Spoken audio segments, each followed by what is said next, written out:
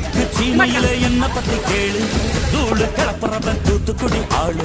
ராசா எட்டு வச்சா படபடக்கும் கூறு, லேசா கண்ணடிச்சா வெடி வெடிக்கும் பாரு. தீபாவளி தல தீபாவளி, தீபாவளி தல தீபாவளி.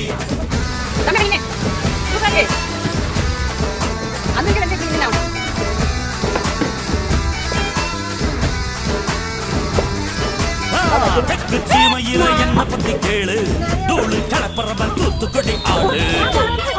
சித்திக்குதான் உங்களுக்கு வந்திருக்கு.